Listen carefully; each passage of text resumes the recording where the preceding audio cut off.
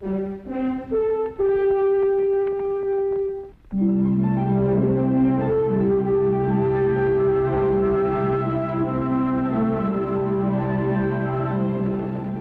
now and then, medical practice becomes directly responsible for the health of an entire community. And proud indeed is the doctor who brings about such a change. Something like that happened to the frontier doctor when he stopped off to visit an old friend of his college days. Rex Allen stars as the Frontier Doctor.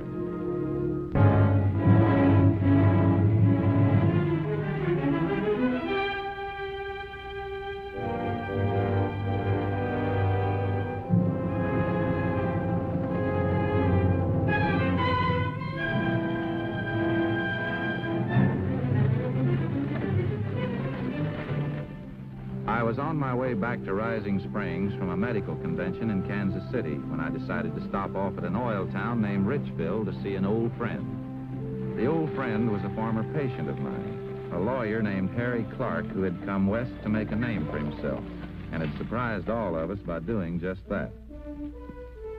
I found out where Harry Clark's office was and headed in that direction.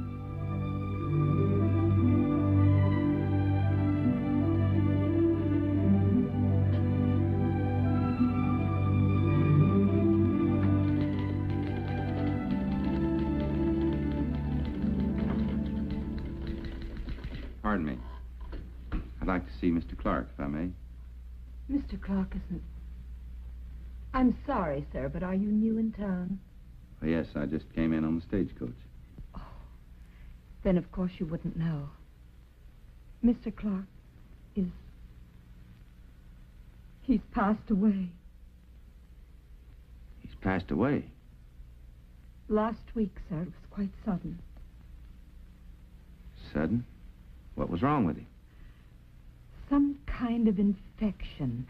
Peri something or other. Peritonitis? That could be, sir. I only know it was such a shame. And in the prime of life, with so much depending on him. So much depending on him? Yes, he was defending the poor homesteaders.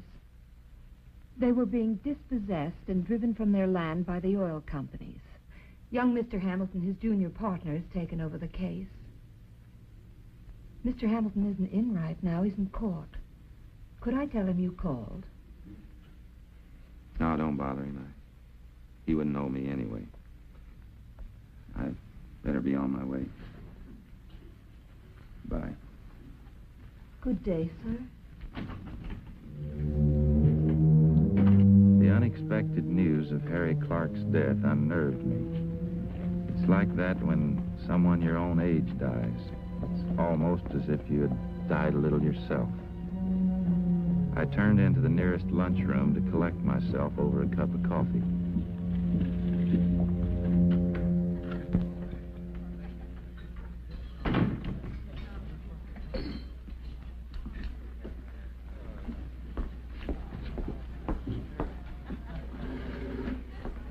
What'll it be? Cup of coffee, please. Why so glum, stranger? I just got some bad news. A friend of mine passed away. Oh, sorry. Friend of yours happen to be Harry Clark, mister? Yes. Did you know him? Yep. Friend of mine, too. Friend of lots of folks around here. And don't you think that them that controls the big oil money didn't know about it, too? They made sure that Harry wouldn't stay healthy. Easy, Pop. Don't go stirring up that kind of talk around here. It's about time somebody had gumption enough to speak out what's on the town's mind. Just drink your coffee and pretend he ain't here. I don't mind. It's good to know Harry was well liked. James Caldwell Peabody is the name, sir. Me mind? Sit down. Thought I owned some land around here once till the oil syndicate and their gun hawks chased me off in it. Nothing but a janitor now, but it's an honest living. I'm Dr. Bill Baxter from Rising Springs. Doctor, eh? Medical doctor? Yes, sir. Would you be come to town to look into the manner of Harry Clark's passing now, would you, Doc? Pop, I'm warning you to take that talk outside. You started fighting here most every day. Oh, go on, warm yourself. Go on. Go on.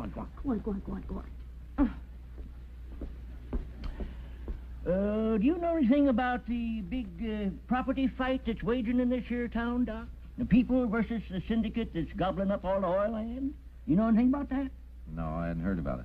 Well, there's a lot of folks in this town that's got a strong hunch that Harry Clark was murdered by the syndicate. Pop!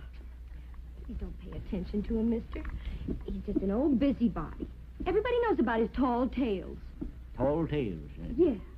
You wait till I get on that witness stand tomorrow. I'll tell this town a thing or two. You betcha, betcha, betcha. You betcha, betcha, betcha.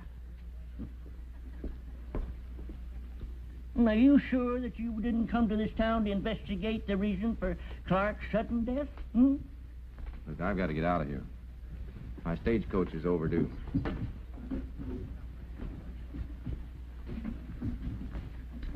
Hey, there's one of that darn oil crowd right now. I thought we taught you to keep your mouth shut.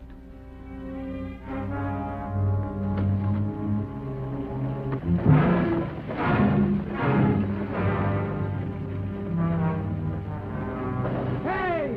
Hey!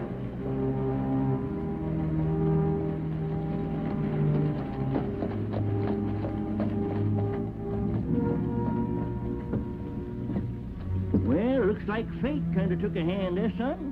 As long as you're going to be around here a couple of days, I reckon we better pick up your gear and find you a hotel room. First class hotel right around the corner.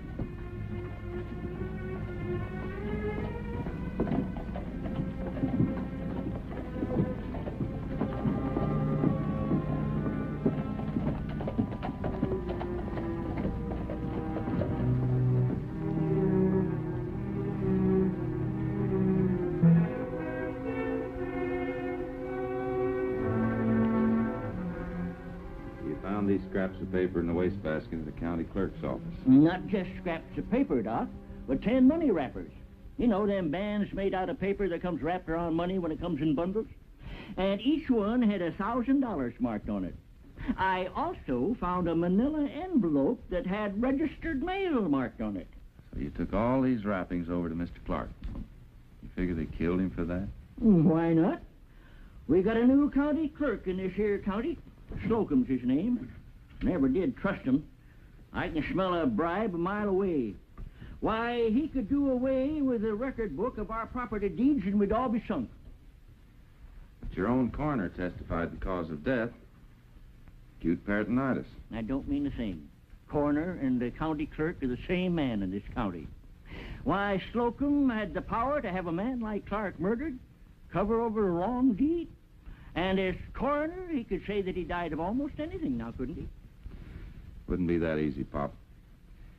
There'd be a doctor's report at the time of death. Well, there weren't no doctor present at the time of death, like I told you. Clark dropped dead right outside of his office. The coroner's jury just took Slocum's word for it. Slocum? Slocum, yeah, that's the county clerk coroner I was telling you about. He performed the autopsy. Why would he want to falsify a death certificate? For money. What else?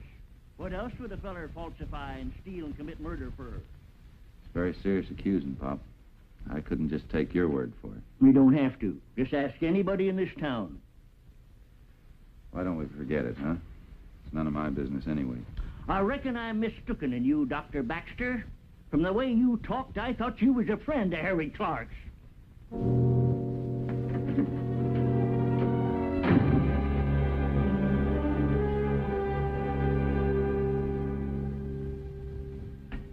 Oh, hello, sir. Mr. Hamilton is in now, but he has someone with him, if you would care to wait. Yes, I'd... Oh, Mr. Hamilton, this is a friend of Mr. Clark's I was telling you about. Mr. Baxter. Dr. Bill Baxter. How do you do, Doctor? Miss Wilson said you've been here. Come on in. I'm just between appointments. Thank you. Have a seat, Doctor. Thank you. Well, the trial goes into its last day tomorrow. There's a lot of coming and going to try to save the sinking ship. As bad as that? No use trying to kid myself. I've always had a good, healthy respect for Harry Clark's judgment. I don't think he would take on a junior partner who wasn't just as honest as he was. I'm not sure I know just how to take that remark, Doctor. You'd have more to gain by winning this case than losing it, right? Certainly. If Harry took the case, I think he felt the cause was just and that he had a good chance of winning it. Right again? That happens to be the way I feel myself. And why are you losing it? Look here, I resent this kind of prying, sir. Do you think Harry Clark was murdered? That's a big question, Doctor. What I hear the stakes are, too. Just what are they? Very simple. The people who homesteaded the land got their deeds when this territory became a state. The cattle barons who own the oil syndicate claimed the mineral and oil rights under a federal grant before the homesteaders moved in. And the original land grant carries more weight. Is that about it? That's about it. The moral right is on the side of the homesteaders, but their legal right to the land is up to the judge. The law is the law. I talked to an old fellow named Peabody. He's the janitor over at the courthouse. Old Pop, everybody knows about him. He's considered a crank. Told me he was going to testify. I'm putting him on the stand tomorrow, but I don't expect anybody to believe the town storyteller. Any port in the storm, though. These money wrappers that Pop found and took over to Mr. Clark, do you consider them a motive for murder? I do. But so far, those wrappers have never been found among Harry's briefs or effects. You ever think of checking that autopsy or running another? That wouldn't be easy to arrange, Doctor. But if you could prove it had some bearing on the case, maybe... I'm sorry. I have only your suspicion and that of an eccentric old man. I suppose you're right. Well... Nice to meet you. Goodbye, Doctor.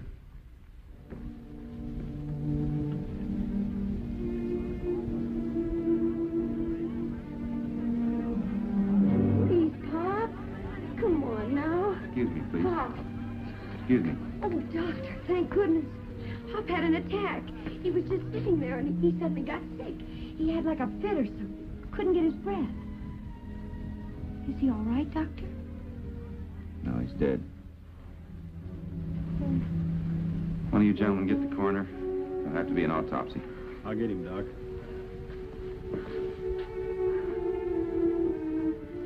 What happened? He was just sitting there, having a cup of coffee. And I know that's all he had because he insisted on paying for Miss Wilson's coffee, too. And she wouldn't let him. Miss Wilson? The lady secretary. She works for the law firm down the street.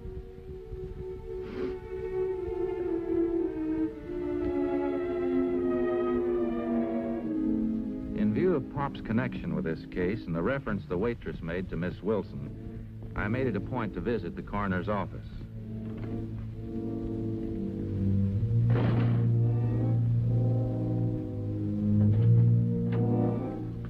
Oh, what can I do for you, sir? Your name's Slocum? Yes, sir. I'm Dr. Bill Baxter, Rising Springs. Pardon me. I'll see you later. Good day. I'm sorry, Doctor. I'm very busy at the moment. I know. You mind if I assist with the autopsy? You? What for? Well, Pop was a friend of mine. Sorry, Doctor. Highly irregular. Read my reports later. Good day, sir.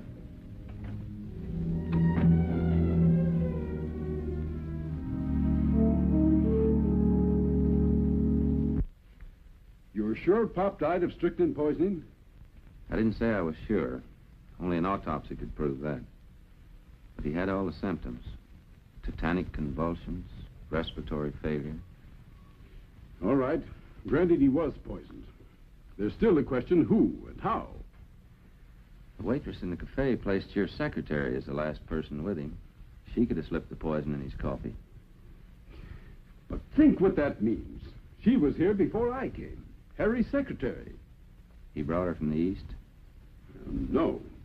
He hired her here. All these briefs you've been using in this case, they go over her desk, don't they? Naturally. She must have had Harry's full confidence. Up till right now, she's had mine. She's not here. I can't believe it. And there's only one way to make certain.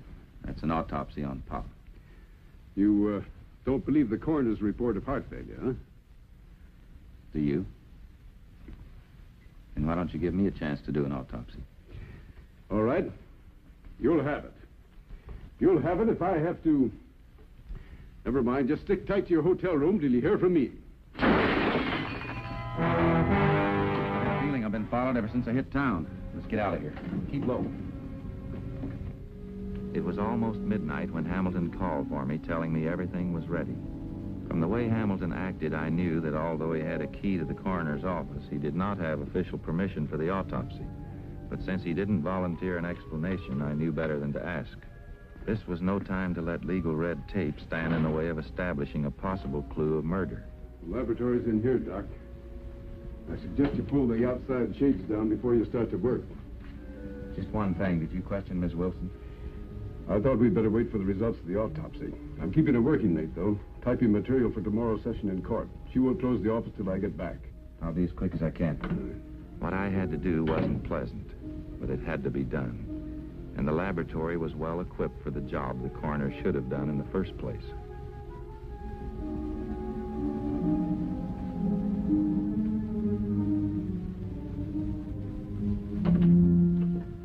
Well, Doc? Strychnine. No. Hard to believe, isn't it? Yeah. Yeah, it sure is. It's something you don't want to believe. Look out, Doc. There's no light on in there now. Oh, I tell you, I saw one. Go on, Doc. You're the key to the case. Out the back way. Come on, beat it. Go on, Doc. Halt! In the name of the law. Go after the other folks. I knew what Hamilton meant. I was the key to his case, and now he was giving me this chance to get away.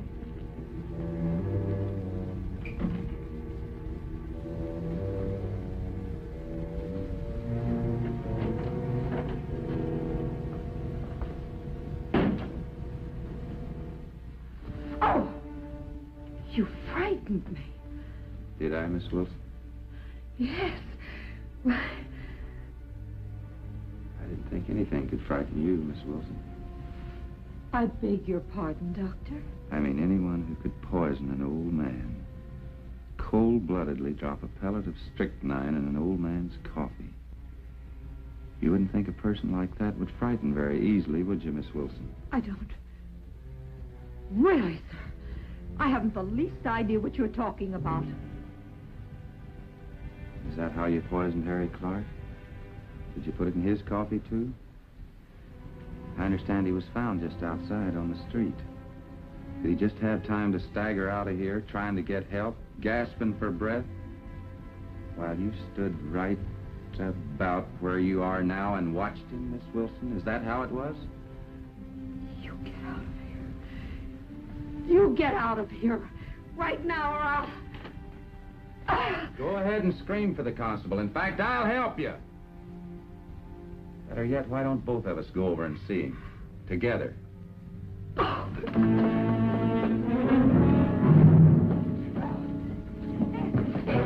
me go! That's him. Get him.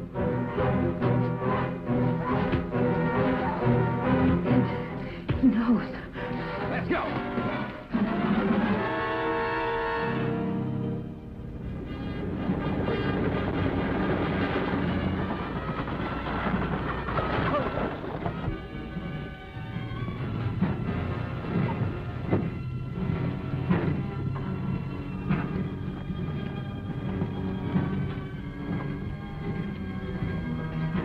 I had recognized one of the men as the coroner, Slocum. The other was the man who had been watching me since I'd hit town. The man who was in the coroner's office earlier in the day. Tie his feet. We'll put him down in here. Turn around. I knew it was now or never.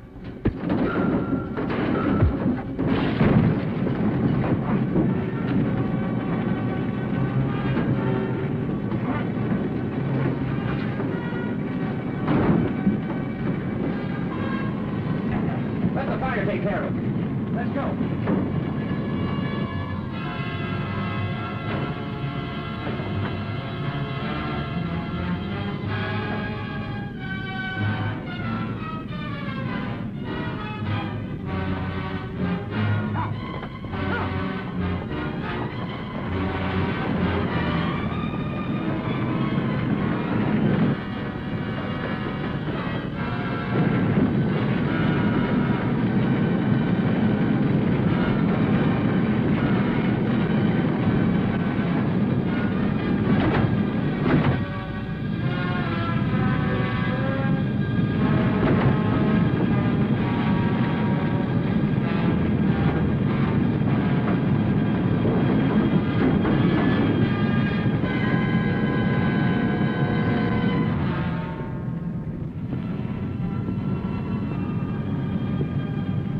trap door led to a cellar, all right.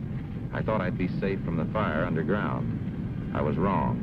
It was a storeroom for the explosives used in the oil fields.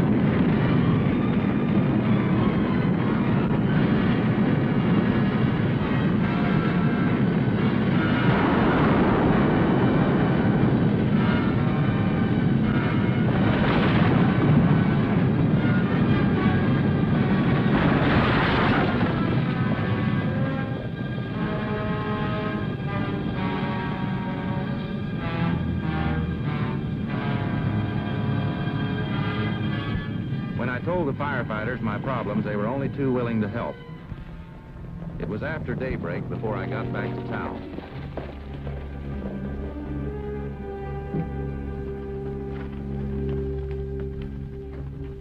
Doc, where have you been? I've had people looking all over for you. Where have you been? I just got out on bail. Slocum tried to kill me. He left me out in that oil fire to burn. Doc, I'm sure glad you're alive. We've got the oil syndicate and Slocum dead to rights on the charge of conspiracy and murder, and you're going to help me prove it. Just a minute. I've been looking for you, stranger. You're wanted for breaking an entry along with him last night. Now, he'll probably get you out on bail, but at least I've done my duty. Forget it, Constable. We've got a case to win. Now, don't try that fast lawyer talk on me, Hamilton. This stranger goes to jail, and you can both do your talking in court. Well, you took the law into your hands last night. I guess it's my turn now. Since we're temporarily without law and order, we'd better go see Slocum herself before he gets any ideas about leaving town after he sees me. All right, Doc, let's go. It's all over with us, don't you understand?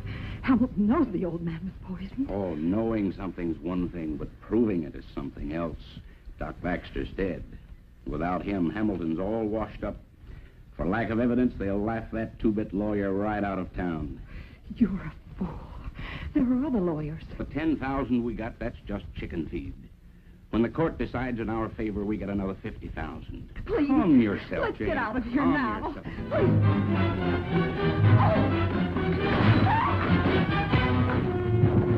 Let's go. All right, all right. Get over there. I was expecting you, Constable. Here's the man you're after. You might want to question her, too. I won't take the blame for it alone.